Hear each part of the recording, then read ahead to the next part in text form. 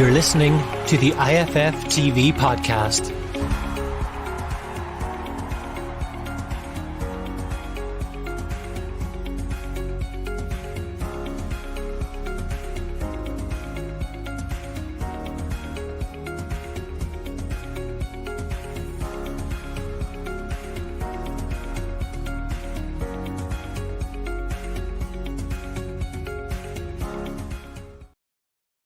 Hello, McIntyre's Football Fan TV. This is the final word. Hungary 0, Republic of Ireland 0. I'm joined by Gary Spain and Larry Mahoney, who is the author of the book Let the Players Play, which is actually foreword by Stephen Kenny.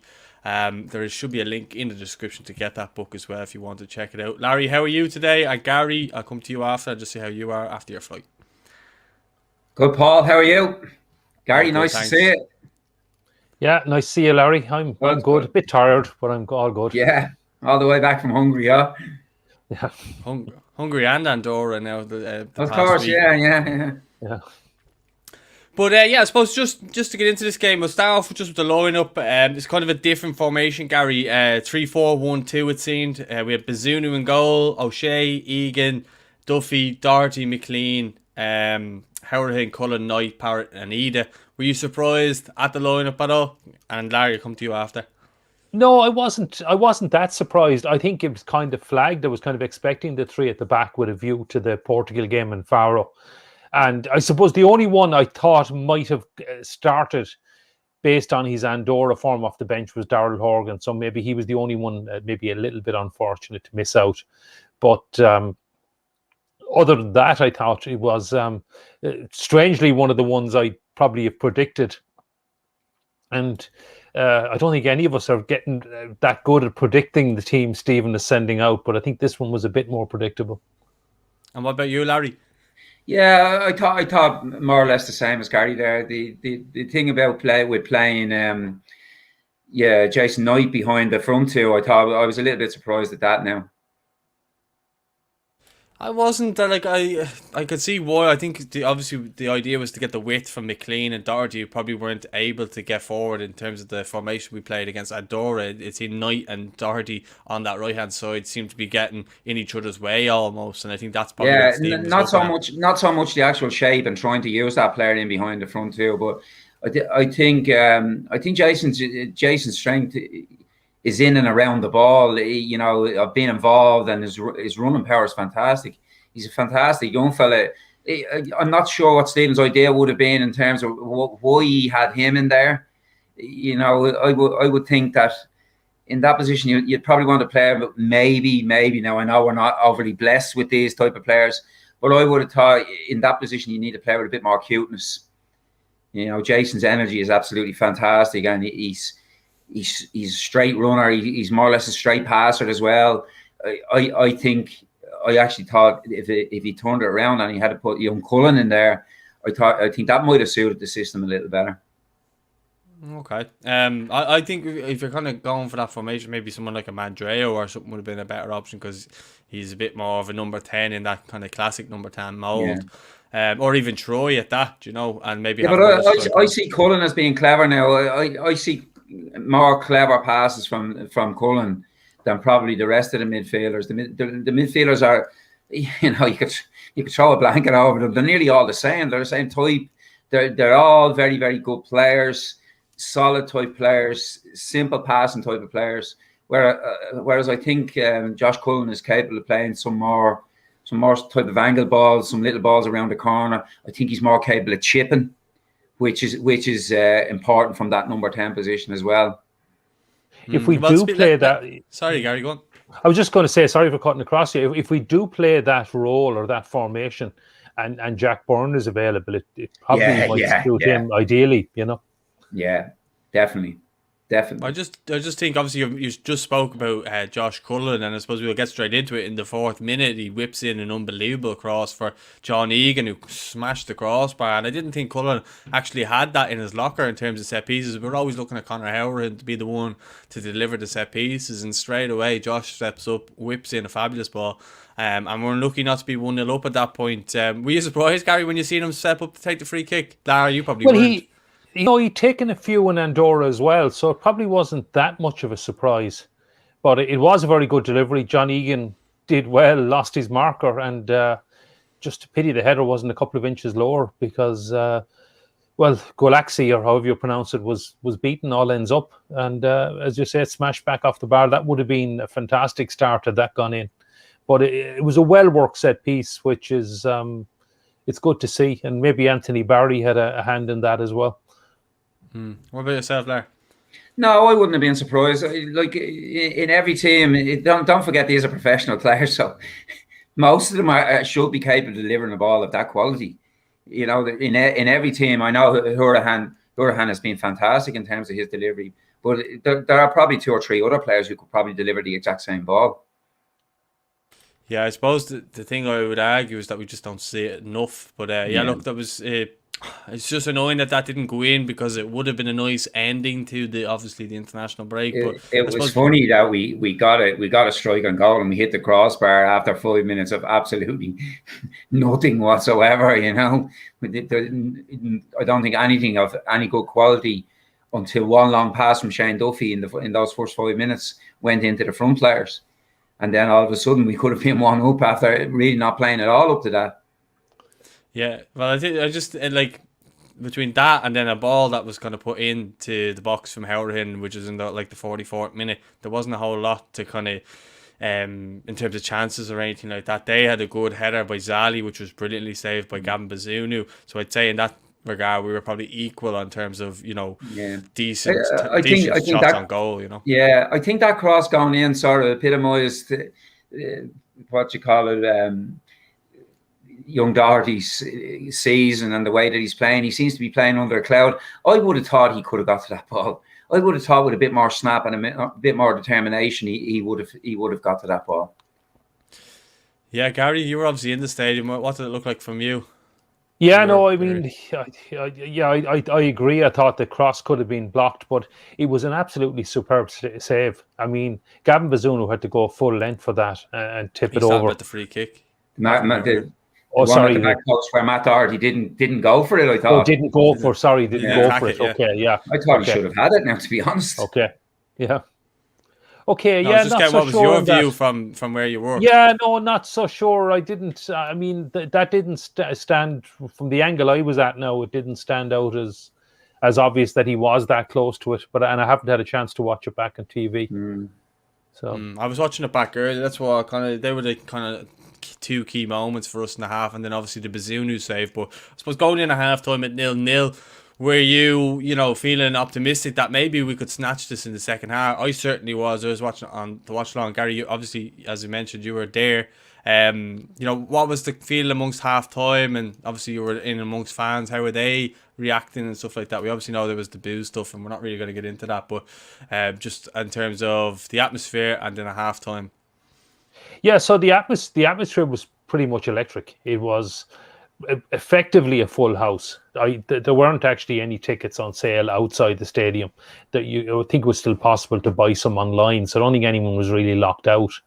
But it was just an amazing, and it was, look, I spoke about it afterwards because it was really special, and you actually forget how good it is to be in a full stadium with a cracking atmosphere. Now, as you said, it was not nice at all with the booing. And that's just not on. But leaving that aside, and I'm delighted our players they fully support them. But after that, the Hungarian fans got behind their team, and it was a really raucous, loud atmosphere. And that continued for the whole game. So by half time, I was reasonably happy. I thought it was an even first half. I thought it was a decent enough game. And I thought probably 0-0 was a fair result. I mean, and I was thinking, yeah, we could nick it, they could nick it.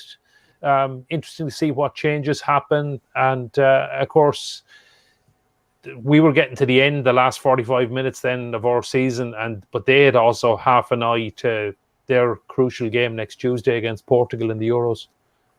Yeah, Lara, what was your kind of opinion? I thought more or less the same. I thought in terms of the first half, the one thing I would have said was that we actually looked solid. It didn't look like we were going to give anything away. I thought we were very, very disciplined in terms of our defending, especially Matt Doherty and James McLean down the sides. No, they weren't really giving us too much going forward, but in terms of tracking and making sure that we weren't exposed down the sides of the three centre backs, I thought both of them put in a really, really responsible performance. I thought both of them defended really, really well. Yeah, Shane Duffy defended really well as well. Yeah. The three centre backs played well. Yeah. But it was great to see Shane Duffy in particular, because look, Yeah, it's been an awful year for him, and hopefully it's finished on a high with a clean sheet. There was one ball that came at him really, really fast, and he actually totally unexpectedly turned it back to the goalkeeper, and I said to myself, well, there's a player whose confidence is back. You know, he did really well there. Plus, he drifted a couple of nice. Plus, he drifted a couple of nice passes forward. He played. He played some decent ball into the front, which for all the building at the back and all the going through midfield, I think his two passes forward were probably the best service that the front players got in that first half. Yeah, I think there was one ball over the top to Adamida, wasn't it? And he curved it around. It was a great pass. People say you can't play out from the back. It just shows when someone gives a player a bit of confidence. And it does seem like Stephen gave a lot of these players confidence. You look at Troy, he gets his 2 goals, having come in off the back of a really tough season for himself. And, Stephen obviously getting onto him and saying, remind him of how good he actually is. Shane Duffy probably similar. They all seem to really enjoy the camp, and it seems to kind of show on the pitch, I think. Now, look, we didn't win the game, and we'll come to the chances afterwards, but I just think going in a half-time, there was a little bit of a feel-good factor back in the camp, but it looked that way anyway. Yeah, the win would have given them that bit of confidence from last Thursday. And just one more point on Shane Duffy, because after the game, he went to the Irish fans, and he just seemed to be loving it. I mean, he gave his shirt to one of the fans. He was there. He was walking around with just in his shorts. And look, you could really tell that there was a happy man. His confidence was back. His mojo was back. And I mean, I'm sure he was loving it with the fans, because, look, we all saw what went on for the last year at Celtic, and it didn't work out. And he became well, look, there's been a lot of problems at Celtic this season, and he's become the scapegoat for that. And look, there's a lot more going on at Celtic. Shane Duffy is not the reason Celtic had a bad season. He didn't have a great season himself, but I think, as you said, Paul, that he became the scapegoat for that. And hopefully he'll come back to pre-season, and wherever he plays next season, he'll be playing with a lot of confidence and be a much better player. Yeah. I just want to move on to the second half. And obviously half time comes about. Bazunu came off and Caoimhín Kelleher came on for his debut. Probably a bit overdue, considering we probably would have thought in March that he would have been brought in, but just through injury and so on, he just wasn't. Bazunu has done himself absolutely no harm in claiming that number 1 spot going forward. He looked calm, mature, demanding, commanding. I can't speak highly enough of Bazunu, and I did think it was a good opportunity to bring in Kelleher, who did also perform. What were your thoughts overall of Bazunu, I suppose, since he came in, Lar? He looks very confident. He looks very capable, very confident. It's all the confidence of youth, isn't it?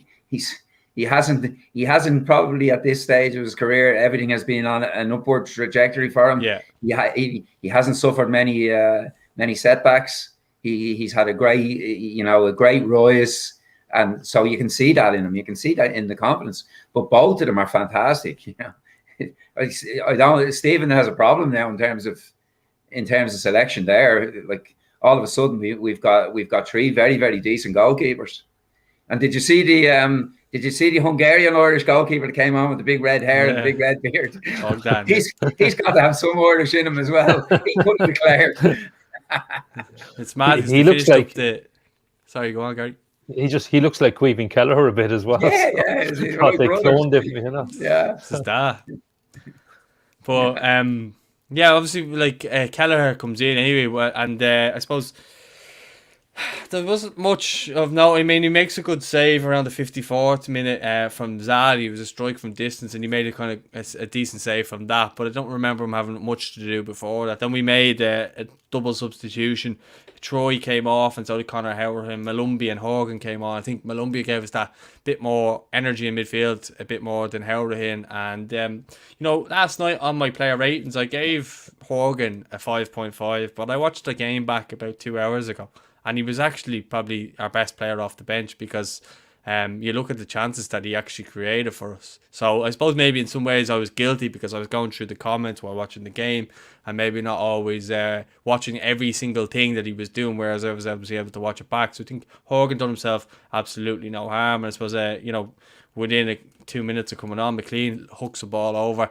Horgan takes it on his chest, a lovely touch, and then switches it over to Adamida, who probably, if he uses his left foot there, he probably scores. But whatever way he kind of attacked it, I think he went out for a corner in the end. And but I just think with Horgan, every time he seems to come off the bench, he always seems to make a difference. Gary, when you were watching that chance, did you think Ida could have done better, maybe, or am I being harsh? Yeah, no, I think he could have done better watching it live, and I was actually quite impressed with Darrell Horgan live off the bench. I did think he did really well, and he has that bit of quality, and he obviously did really well off the bench on Thursday as well. And he was probably the of all the players that didn't start, he was probably the unluckiest.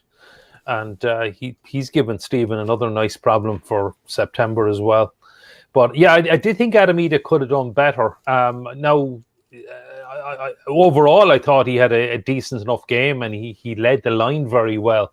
And I think in this, you see, it can be very hard to judge, as I said before, on the training camp.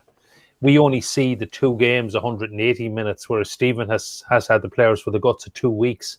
So you'll see a lot more in training as well. But for me, Adamida did a lot better than, let's say, the likes of James Collins and Ronan Curtis, who probably didn't have a good...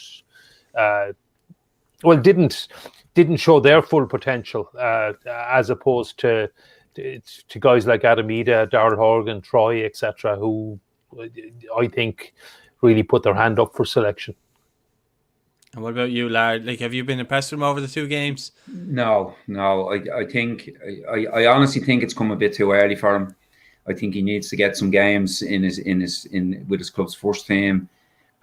Is it Horgan or Ida? Sorry. Well, I suppose, were you impressed with Horgan, and did you think Ida could... Yes, sorry, that's why I was laughing, sorry. Yeah, sorry, I was talking, I thought you were talking about Ida. Yeah, I think that move in particular, it said a lot about the whole team and the way that we play in that, McLean,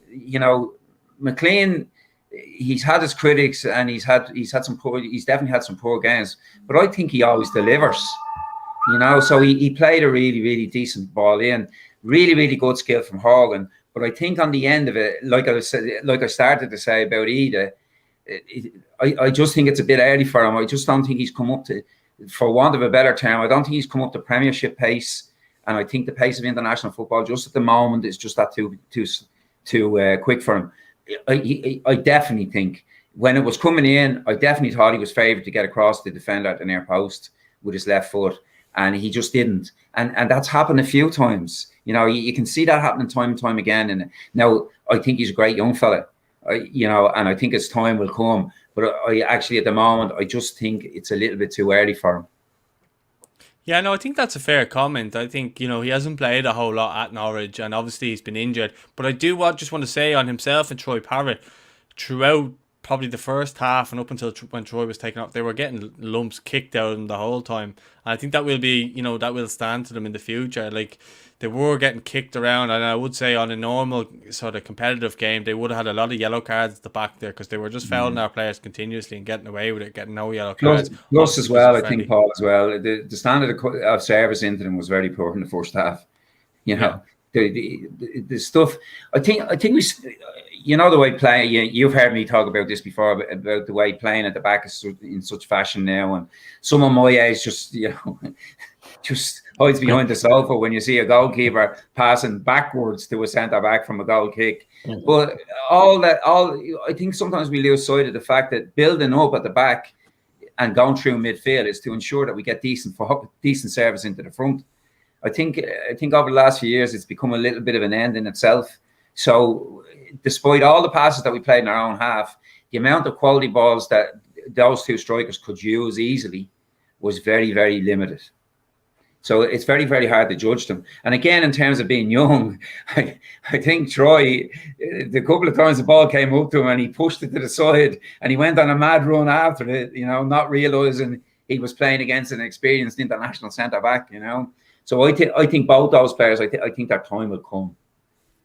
Yeah, I just want John came in with a comment there. He just says the game unfolds very differently when the ref isn't given the yellow cards as he should, and I think that's a good point as well. It might have been a different game. Look, we were playing a friendly, I know, but at the same time, you want to try and win these games. But I suppose just going then, not long after, obviously that miss by Ida, he does capitalise on a bad sloppy pass from a Hungarian defender and has a strike from distance. Other people would say he should have maybe played in Jason Knight. I think he was right to take the shot off, because if that goes in, we're like, oh, brilliant. And if he gives the pass and Knight misses, people will say, well, Ida should have had a shot. So I think he took the right decision and forced a good save from the Hungarian goalkeeper. What did you think, Gary? Yeah, I mean, I wouldn't be rarely be critical of a centre forward, just having the confidence to have a go himself. I mean, maybe that's what you want from your strikers, and I wouldn't be too critical of having a go. Yeah, maybe he could have put in the pass, but he's the striker. Well. He's there to score goals. So yeah, he did all right. I wouldn't. You couldn't. He hit the corner. The keeper made a decent save. A little bit more power might have gone in, but like you're saying, Gary, he's our front player. You expect him to take the shots on. You're right. If he didn't take the shot on, he wouldn't be doing his job.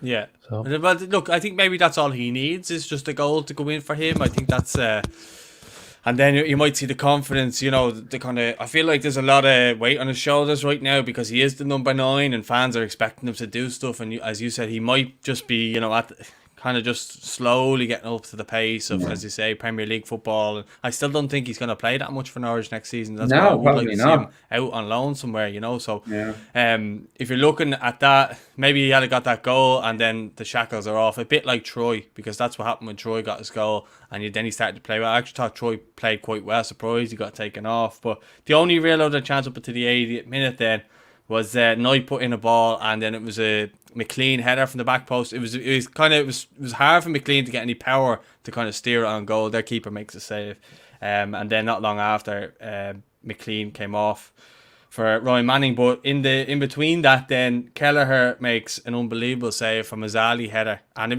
kind of reminded me of that save that he made. Was it against Ajax? I think it was, or was it against Wolves for Liverpool? And he made a save and he tipped it over the bar. It was an outstanding save. So he did it twice in this game within 81st minute. Within 3 minutes, he made 2 unbelievable match-winning saves, or match-saving saves, if you want, because we didn't lose the game. But I was really impressed with him, just his calmness, his saves, everything about him to that point. Like, I gave him man of the match because I thought he had such an impressive half for his debut. Gary, when you saw him, the way we were kind of being at games and you can kind of see and hear the keepers and stuff, was he as loud maybe as Bazunu? Was he as commanding as Bazunu? Or, what type of way? I've never seen him live. Yeah, so I didn't, because there was such a crowd there, fans, you couldn't. Yeah, sorry. Yeah. And but I think the other key thing, which maybe hadn't been picked up, and I don't know, maybe this is a good thing in the end, because I know Stephen said he wanted Gavin Bazunu to play in front of fans. It was Queeveen actually played in front of the hardcore ultras, and I go back to the booing, which at the start, which frankly was racist, right? It did seem to come from all corners of the ground, but particularly the fans behind that goal that Queeveen Kelleher was defending in the second half. And I suppose from being a bit more protective, I'm glad it wasn't Gavin Bazunu that probably would have got even more abuse had he got his 45 minutes at that end. But going back to the performances, I was really impressed with both of them. They were very commanding. I think Larry said it already. We've got 3 quality goalies, because Darren Randolph as well. Yeah. I mean, is still there. I mean, it's a lovely problem for Stephen to have. And I think both of them very much so put their hand up last night and played really well. Those 2 Queeveen Kelleher saves, my memory was there was within about a minute of each other. And it actually came just after we'd had a really good spell. I think the previous 10 or 15 minutes, we'd kind of got on top of the game. And if anyone was going to win it kind of from 65 to 80 minutes, I thought we were going to do it. And suddenly they kind of took over again, and they had a really good spell for maybe 5 or 6 minutes there when it looked like they were going to win the game if it wasn't for Caoimhín Kelleher. Yeah, I think it was as well when we made the sub then for, I think it was Ogbene, but he doesn't come on to the 89th minute. Then momentum really shifted, and I think he provided something that we haven't had is absolute out and out pace. I thought Jason Knight put in a fantastic shift. I mean, most of the time when he has that ball on that right hand side, he provides really good crosses into the box. We just don't see anyone ever really attacking them. He had one good ball. It might have been the second half, where he whipped one in. He was kind of going nowhere down the right-hand side, and he just fired the ball in from the right-hand side. And if you're actually looking, a lot of times he won a lot of balls back for us, just getting his toe to things and winning back possession for us. I thought Jason had a really good game. But then Ogbene comes on that right-hand side, and straight away Daryl Horgan slips him in with this reverse pass. Maybe someone who's not making their debut has a bit more composure there, and maybe takes a touch, looks across, or has a shot, takes a touch and then has a shot, whereas he obviously took the shot first time and hit the side net. Now, I'm not having a go at him for taking a shot on. I think he was well within his rights to take a shot on, and then obviously towards the end. I think, Paul, if he had his life to live all over again, if he had that minute to live all over again, I don't think he would have taken the shot. Yeah. So there you go. But he then... And then he tries to do the right thing the next time he gets the ball, where it was a great ball. Horgan again puts him in, and again that pace gets in behind. I'm thinking he could maybe have had a shot. Maybe the angle wasn't favouring, but I was kind of looking going, maybe if you angle yourself a little bit more. But obviously it's different in real time, and it's different when you're on the pitch. And he tries to deliver a ball into, I think it's James Collins, and the defender just gets there. And that was kind of do or die at that stage, and I think that was really it then.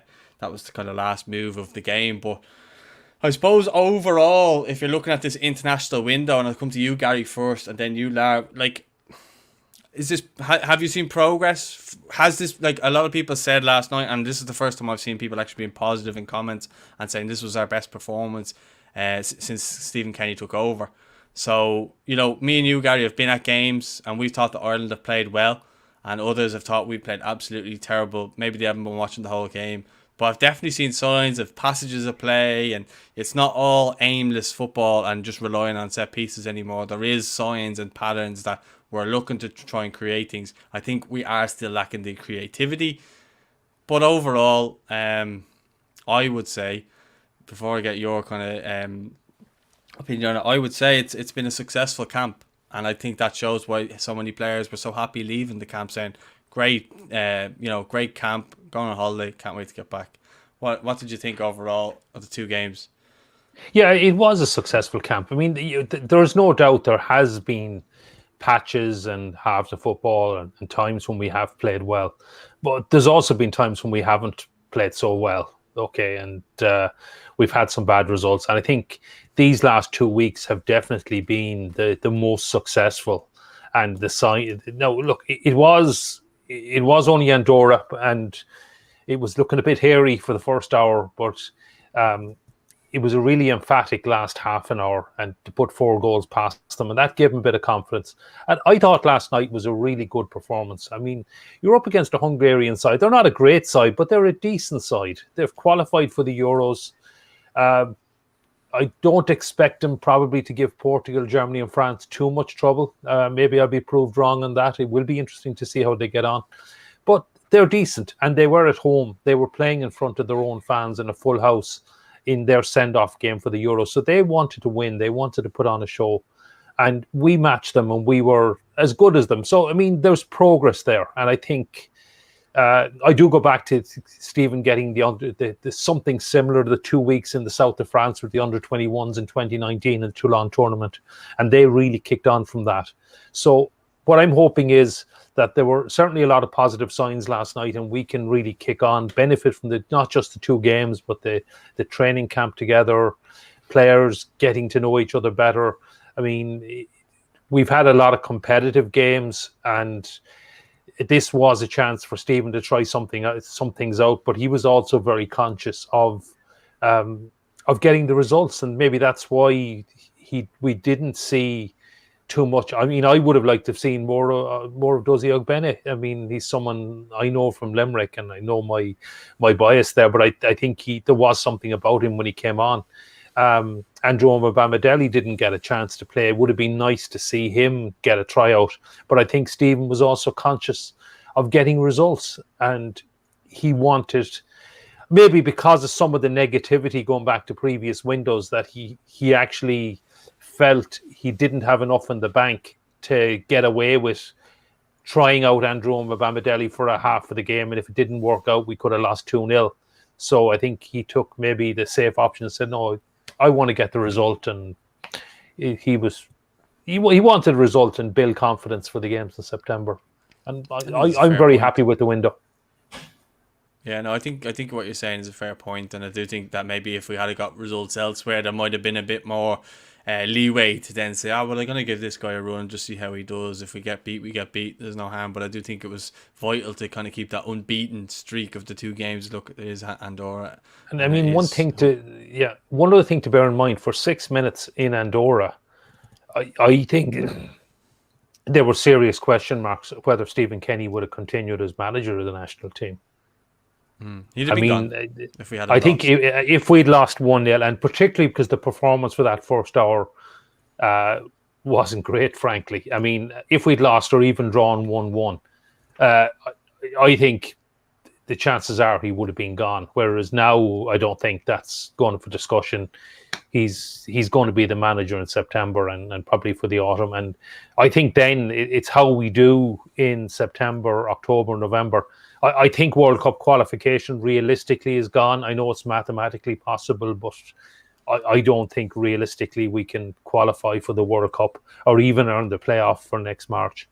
But I think if we have a positive autumn and get some positive performances and get some good results, then we can build from that.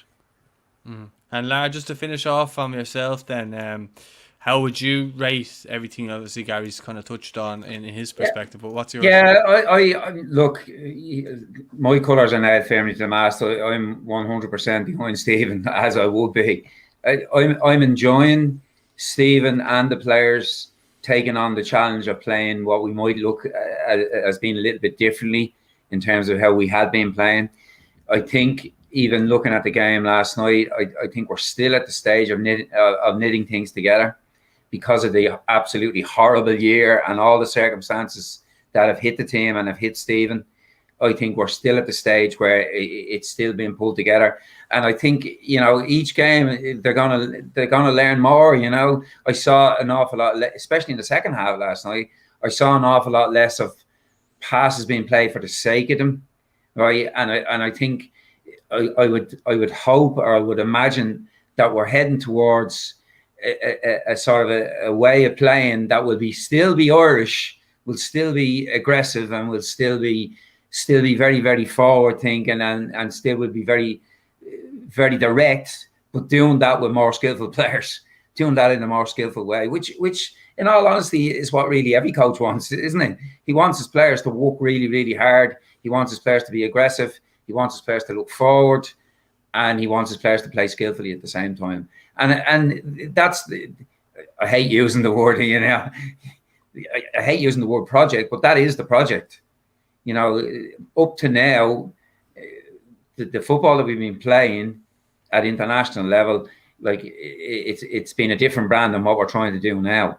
So I'm enjoying watching that happen and seeing whether we can make it happen and make it happen well. Yeah, well, I think you're right in what you're saying, and it is a big thing, a big shift from what we're normally used to. And I think when it comes off, you're starting to see good signs of that. We've been maybe a goal away, or someone hitting the post away from winning games in previous games. That if that goal goes in, there's a total different outlook on the result because we've won a game rather than a draw in a game. So I think in some cases people just look for the result rather than the performance. And I do think if you look at overall, the performances haven't been that bad if you consider that Stevens had so many players taken away from him throughout the course of his time. Like, I don't recall him ever being able to pick maybe his first choice team, whether that's through COVID or through injury. Now, or you appreciate players get injured through injury and you have to make do. But when there's so many over, like the one against Slovakia, and then there was just COVID mania, like with Ida and Connolly sitting too close on a plane to people and stuff like that. It was just crazy, all the stuff that was happening. And a terrible year for them, you know. Yeah. I think in general on the pitch, in terms of our attacking play, you know, we're seeing stuff now that we haven't seen in a long time. We're seeing little 1-2s, we're seeing little triangles around the pitch, we're seeing little runs, little clever little pass. Now, I'm not saying it's all the time, but there are flashes there that give me hope. Little overlaps, pieces of individual skill like Hogan's last night. These are little things that I don't think for a while we were seeing.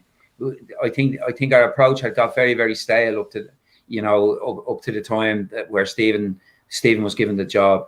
And I think in terms of on the playing field, there's a long way to go. I'm not saying it's great, but to me, I'd be optimistic about the way we're playing. Yeah, no, I think that's a fair point, and I think Gary would agree, as would I, on that.